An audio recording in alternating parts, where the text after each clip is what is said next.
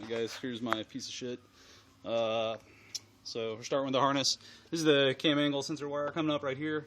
I've got a brand new connector. Chase just didn't have any in at the time, and I've got one at my house. So he's already got some in for all you guys now, but I just told him I'd go ahead and use the one that I had.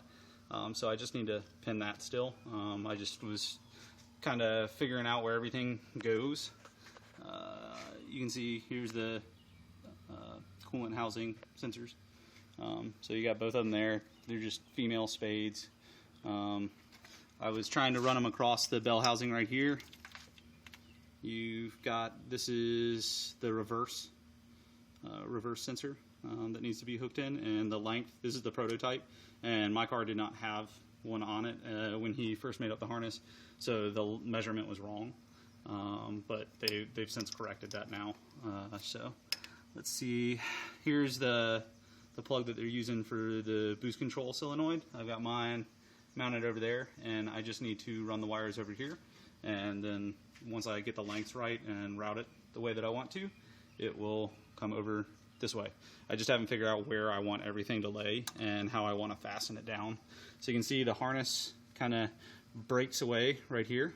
This is the harness is all one up until here.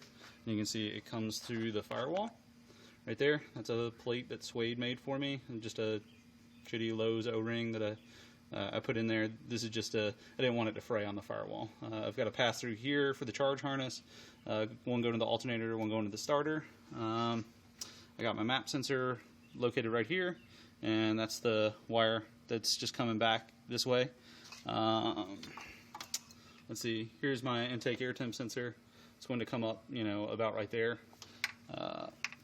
I've just got this kind of tossed in here right now because I need to test the actual harness, so I'm not too concerned with like trying to fasten it down. But you can see, you know, it'll come up to there just fine. You know, some of this can be fastened down through, like, once I put the starter bolts in, I can use a little loop to kind of contain all those and fasten them properly. This is the TPS sensor harness, or the plug.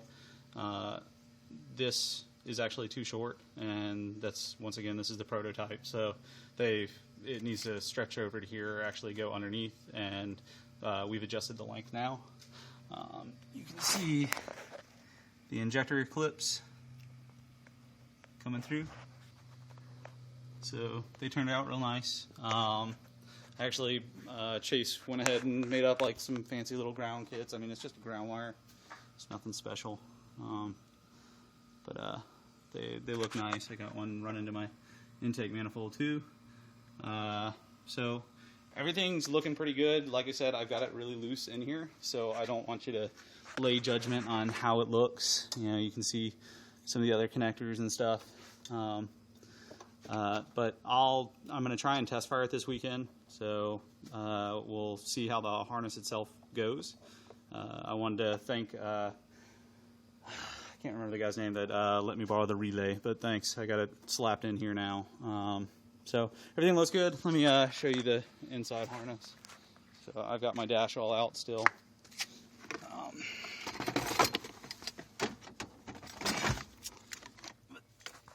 There's where it comes through the firewall. And here's the actual harness itself. You got your 3 ECU pins. You've got a main breakaway right here. And they made like a little sub harness that goes to the PGMFI.